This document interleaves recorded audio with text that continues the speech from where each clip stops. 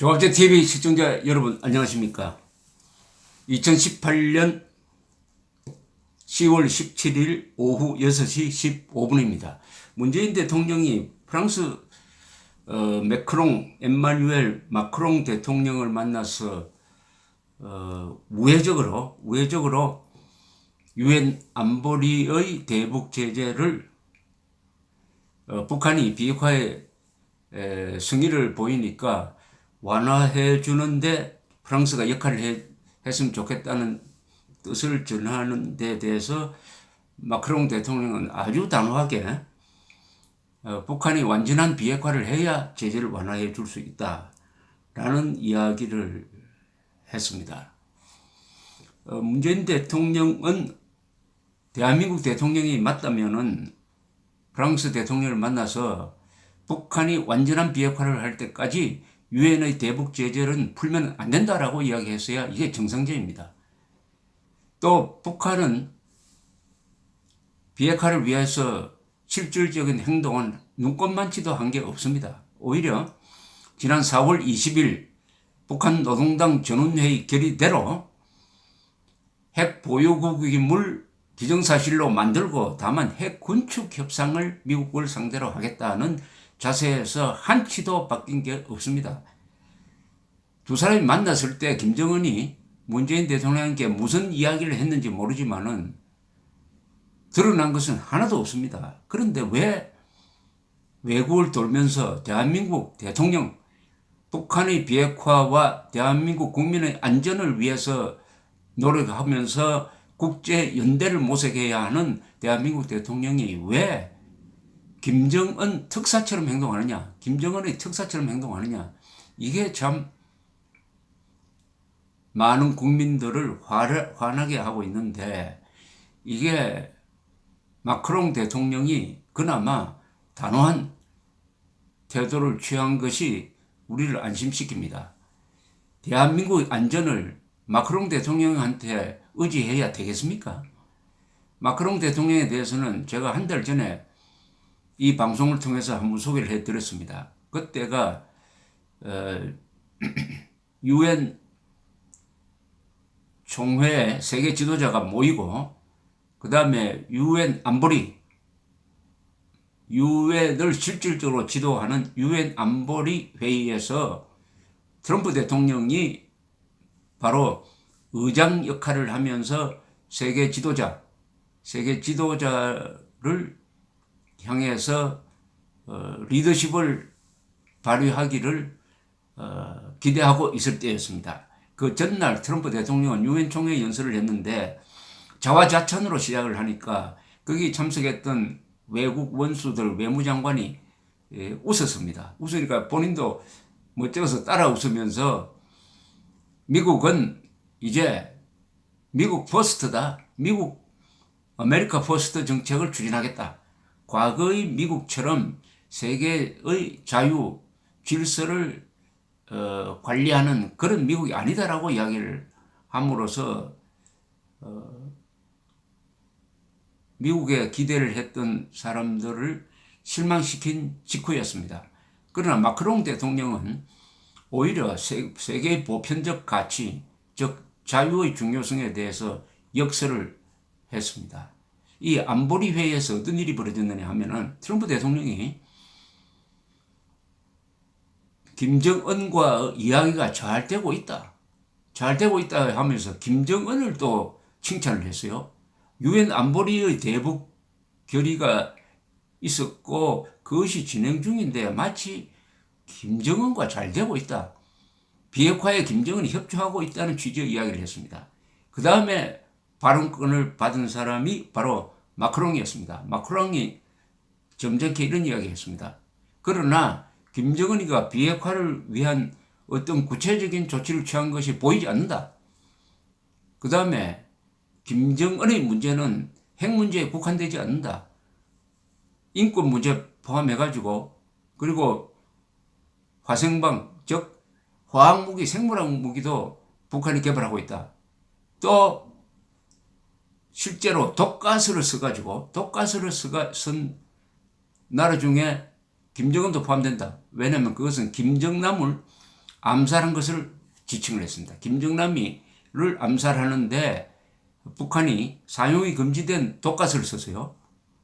이걸 딱 지적을 하면서 브레이크를 거는 걸 보고 새로운 세계 지도자가 나타났구나 하는 생각을 갖게 되었던 것입니다. 문재인 대통령은 이 마크롱 연구가 좀 부실했던 게 아닌가 이렇게 생각됩니다. 마크롱에 대한 연구를 제대로 했으면은 이분이 프랑스의 혁명 정신에 있는 자유, 평등, 박애 중에서 자유를 매우 소중하게 여기고 인권을 소중하게 여기는 대통령이고, 이분이 한때 좌파였지만은 우파로 사실상 전향을 해가지고 사진을 찍을 때 자기 옆에 딱 놓아두는 책이 뭐냐 하면은 프랑스 우파의 정신적 지도자인 드골의 회고록을 놓고 사진을 찍은 사람입니다. 드골의 회고록. 한국말로 하라면 이 사람은 뉴라이트입니다. 뉴라이트라고 하면은 대외 정책에 있어서는 인권을 소중하게 여기고, 인권 문제에 대해서, 특히 북한 인권 문제에 대해서는 프랑스가 세계에서 가장 적극적인 나라입니다. 프랑스 인권. 프랑스는 원래 인권 국가라고 알려져 있습니다. 최초의 인권 선언이 프랑스 혁명 이후에 나왔고, 자유, 평등, 박애는 더 말할 것도 없고, 프랑스가 그동안 좌우 대결을 하면서 심각한 내분과 내전을 거쳤지만은 인권의 가치는 절대로 놓은 적이 없는 나라입니다. 그래서 북한 인권 결의안을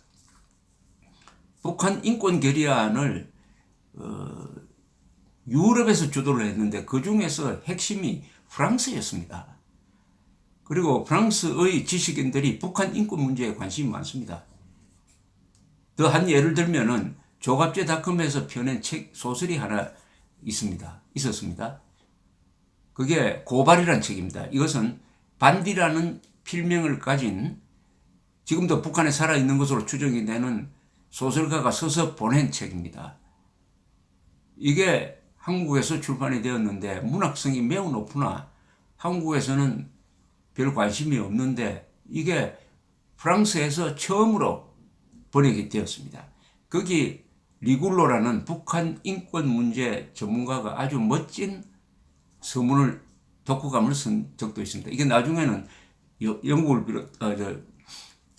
미국을 비롯해서 여러 나라에서 번역이 됐습니다. 이 정도로 북한 인권 문제에 대해서 세계에서 아마도 가장 깊게 연구를 하고 대책을 세우고 있는 마크롱에게 트럼프 대통령이 김정은의 인권 탄압 문제를 이야기를 하지 않고 김정은이가 비핵화의 승리를 보이고 있는 것처럼 대북 제재를 완화해 주자는 취지의 이야기를 했다면 이건 번지수를 잘못 찾아도 한참 잘못 찾은 것입니다. 이 마크롱 대통령은 만찬사에서 평화에 대한 문재인 대통령의 집념은 저도 공유하고 있다면서도 안보리 결의안을 전적으로 준수하는 명확한 기저 위에 대화를 구축할 때 우리는 어떤 상황에도 취약해지지 않고 우리가 원하는 대화를 나눌 수 있다. 이렇게 이야기를 했습니다. 그러면서 유엔과 국제사회의 북한 비핵화 원칙인 완전하고 검증 가능하며 불가역적인 비핵화의 실현을 강조를 했습니다. CVID 하면은 김정은이가 들으면은 이거 경기가 걸릴 정도의 싫어하는 말을, 또 미국에서도 이걸 살짝 바꿔가지고 요새는 CVID라 하지 않고 Final이라는 말을 넣어가지고 Complete 대신에 Final, Verifiable, Irreversible Dismantlement라고 하는데, 마크롱은 CVID라는 말을 써서 완전히 김정은에 대한 엄정한 입장을 천명을 했습니다. 그러니까 문재인 대통령의 목적이 전혀 달성되지 않았습니다. 오히려 마크롱 페이스로 이 정상회담이 끌려갔던 것입니다. 마크롱 대통령은 북한과 수교에 대해서도 원칙을 아주 고수를 했습니다. 프랑스의 대북 수교 가능성을 묻는 기자 질문에 비핵화, 인권보호, 남북관계 개선 등이 실질적으로 이루어져야 가능하다. 고마운 이야기 아닙니까? 이거 참. 오랜만에 인권 문제 들어봅니다. 지금 북한의 핵 문제를 다루면서 북한 인권 문제를 다루지 않고 있다는 것은 참으로 안타까운 사실인데 이것도 문재인 대통령이 챙겨야 할 문제인데 왜냐? 북한 주민 2,500만은 대한민국 국민입니다. 우리 헌법에 그렇게 되어 있지 않습니까? 헌법 제4조 대한민국 영토는 한반도 그 부속도로 살아간다. 그래서 북한 주민이 탈북해서 들어오면은 별도의 국적 취득 절차 없이 바로 주민등록을 해주는 겁니다. 그런데 문재인 정권은 탈북자 출신 기자를 판문점 취재를 풀 기자 취재를 하지 못하도록 막았지 않습니까? 이건 인권 탄압이죠. 그런데 마크롱은 바로 북한 인권 문제를 문재인 대통령 면전에서 이야기를 했습니다. 이뿐입니까? 프랑스 유력 신문인 르 피가로는 특집 기사에서 문 대통령을 이렇게 평을 했습니다. 미국을 상대로 기존의 불안정한 휴전협정을 평화협정으로 대체하고 종전선언을 통해 모든 상징적 적대관계를 종결할 것을 요청하는 시도는 도박과 같다. 여러분, 기업은 도박을 할 수 있어요. 그러나 안보 문제를 걸고 대통령이 도박하면 큰일 납니다.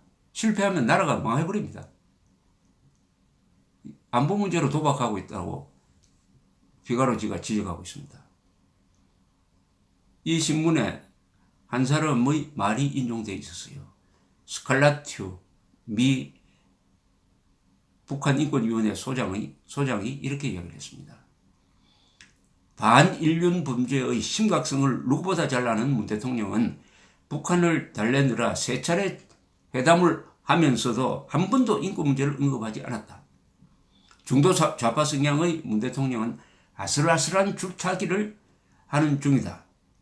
트럼프와 장군님의 로맨스가 갑자기 파격을 맞게 되면 문 대통령은 모든 실패의 화살을 맞는 희생양이 되고 한반도의 전쟁의 먹구름이 들이오게 될 것이다. 이거 문 대통령에게 그리고 한국 국민에게 보내는 예언적 경고 메시지라고 생각합니다. 이렇게 될 가능성이 많습니다. 트럼프가 이제 선거 끝나고 나면은 김정은을 보는 태도가 달라질 것입니다. 김정은이가 계속 비핵화를 미루게 되면은 트럼프는 과거로 돌아가든지 아니면은 다른 방법을 선택할 것인데 그때 되면은 즉 트럼프와 김정은 장군님의 로맨스가 끝나면은 문재인 대통령을 보는 눈이 달라지게 될 것입니다. 지금 문재인 대통령이 이런 식으로 김정은의 특사 역할을 계속 하다가는 트럼프의 견제를 받게 될 것인데 아마도 세컨더리 보이콧에 걸릴 가능성이 많습니다. 지금 남북 철도 연결 현대화 같은 이런 사업을 하는 게 대북 제재, 안보리 대북 제재에 걸리는 것이 아니냐. 한국 측은 걸리지 않는 다른 방법이 있다라고 하는데 유엔 대사, 한국의 유엔 대사는 국정감사장에서 그것이 걸릴 소지가 있다라고 점잖게 이야기했지만 걸린다는 이야기죠.